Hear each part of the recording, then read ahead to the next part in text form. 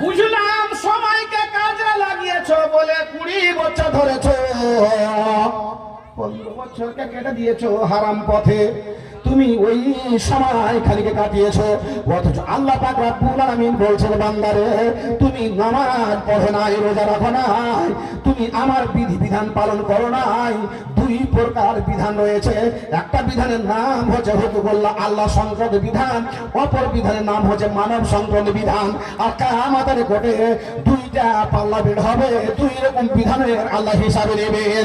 বান্দা তুমি আল্লাহর কাছে ভুল করেছো, নামাজ পড়ো নাই, রোজা করো নাই, নাই অন্যায় করেছো আল্লাহর বিধি বিধানকে কেন্দ্র করে। আমি আল্লাহ রাব্বুল আলামিন তোমাকে বলেছিলাম তাকনাতু মির রাহমাতিল্লাহ, আল্লাহ তুমি আল্লাহর রহমত থেকে বঞ্চিত হয়ে না, কারণ তুমি জানো না একখানা রহমত এই পৃথিবীতে পাঠিয়েছি, 99খানা রহমত আমি আমার কাছে রেখেছি। একখানা রহমত পৃথিবীতে এসেছে, আর একটা মেয়ে ছেলেকে ভালোবেসে একটা ছোড়া, আর ভালোবেসে থানাতে ধরা পড়েছে। বাপ গেছে, মা গেছে, কুলসুম চ বেটি চ, চ বেটি চ, এদিকে তাকিয়ে দিয়েছি, চোরা চিনি তাকিয়ে দেখছি, থানা বড়বাবু গেছে, এটা কে চিনি না, বড়বাবু চিনি না, একে কে গেছে, একও চিনি না, ওর বাপ চিনি না, ওর মা চিনি না, একটা মহব্বত। কয়টা মহব্বত? একটা। আল্লাহ বলছেন বান্দারে একটাই মহব্বত, একটাই ভালোবাসা, একটাই উদারতা, একটাই শুভেচ্ছা আমি পৃথিবীতে পাঠিয়েছি বলে আজকে একখানা অগন্তুক মেয়ে ছেলে, অগন্তুক ছেলে কত ভালোবেসেছে। বাপকে থানাতে চিনতে পারলো না, মাকেও থানাতে চিনতে পারলো না, ছেলে দিয়ে দিল বেটিকে, তবু বাপকে মাকে চিনতে পারলো না। 99খানা রহমত আমার কাছে আছে, তুমি আমার কাছে ক্ষমা চাইবে। আল্লাযিনা আমানু তুবু ইলাল্লাহি তাওবাতান নাসুহা, সারা জীবনের পাপ আমি ক্ষমা করে দিয়ে তোমাকে জান্নাতবাসী করব। একখানা মেয়ে ছেলে 99টা ছেলের সঙ্গে খারাপ কাজ করার পরে আমার কাছে ক্ষমা চেয়েছিল, কুকুরকে পানি পান করিয়ে আমি আল্লাহ তাকে জান্নাতি বানিয়েছি। বান্দারে 20 বছর নামাজ পড়েছো, 15 বছর তুমি ভালো কাজ করো নাই, আমি আল্লাহ রাব্বুল আলামিন বলেছি সাইয়্যিদুল্লাহু সাইয়্যিতিহিম বিল হাসানাত। যখন তুমি নামাজ ধরে নেবে, আগামী কালকে তুমি যদি নামাজ ধরে নাও, তাহলে তোমার যতগুলো বিগত গুনাহ আছে আল্লাহ সংক্রান্ত গুনাহ, সম্পূর্ণ গুনাহ উপরে অবৃদ্ধি ঢেলে দিয়ে তাকে আমি নেকিতে পরিবর্তন করে দিব। হতে পারে তোমার দাদুর চাইতে তোমার নেকি বেশি হয়ে যাবে।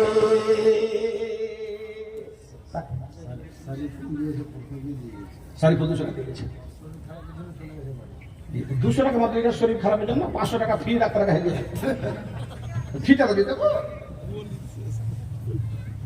ও এগুলো ছোট ডাক্তার না, যা মাল্লাতে লাইনে দাঁড়িয়ে থাক, 372টা রোগী 2 মিনিটটা দেখছে। বাপ ওই এটা মিথ্যা কথা বললি তো তোর জমি যে 15 বিঘা, 40 বিঘা, তো 20 বিঘা কেন বললি, কম কেন বললি? তোর বেটা 5টা 4টা কেন বললি? কথা সংক্ষেপ বাপ। ওই যে 4-5টাই বেটা আসলে, কিন্তু একটা বেটা নামাজ পড়ে না, আমি ধরিনি। আর গোষ্ঠীকে বেঁচে দিয়েছে, ওকে বেঁচেছে, আর গোষ্ঠীকে বেঁচে দিয়েছে। নূহ আলাইহিস সালামের ছেলে নামাজ পড়ে, আর স্ত্রী নামাজ পড়েনি। আল্লাহ লাইসেন্স না হলে তোর এটা পরিবার নয়, তোর এটা ইয়ে নয়। নূহ নবীর কাছ থেকে যদি সংসার থেকে স্ত্রীকে আল্লাহ কাটিয়ে নিতে পারে, ছেলেকে কাটিয়ে নিতে পারে, আমি কোন বাপ? আমার বেটা নামাজ পড়ে না, আমি ওকে দিয়েছি। তাহলে আমি 4টা বেটা বলেছি, একটা বেটা বলে দিই। কোন বাপ বেনামিজি বেটা জিজ্ঞাসা করছে, বিহাই কয়টা বেটা? বলছে 5-6টা বেটা। একটা দিন রাত্রি তারই মগলে পড়ে আছে, তাও ওকে ছাড়তে বলে বেটা, ছেড়েছে?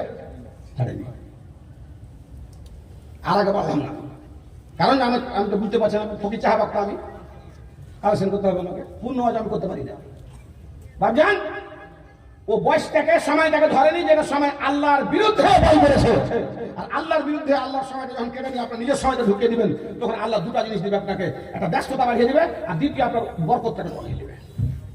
ভাবজান আমার, ভাই আমার, এই লোকটিকে বলছেন তাড়াতাড়ি তার লকআপ থেকে বের করে দাও, ইতি লোক হচ্ছে আইডিয়াল।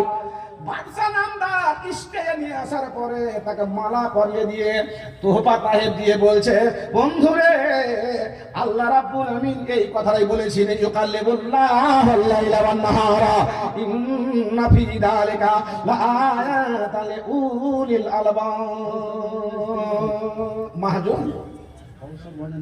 মহাজন একটা আছে, কোন স্ত্রী পাঠিয়েছে?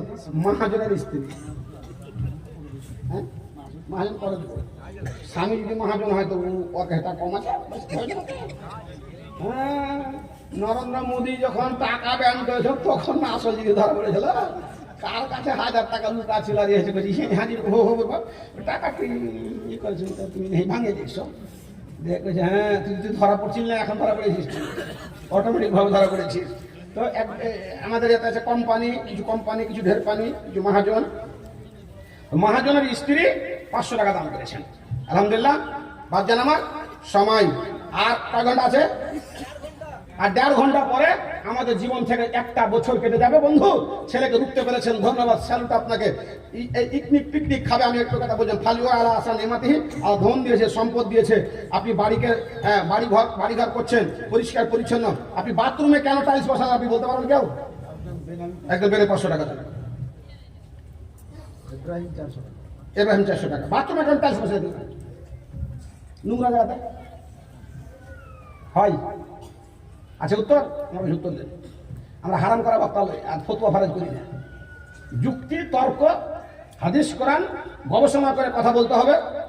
বাথরুমে টাইলস বসার কারণ হলো এটাই, বাথরুমটা যে জীবাণু জায়গা। আগে মানুষ বাড়িতে খেত আর বাইরে পায়খানা করত, আর এখন বাইরে খাচ্ছে আর বাড়িতে চান করছে।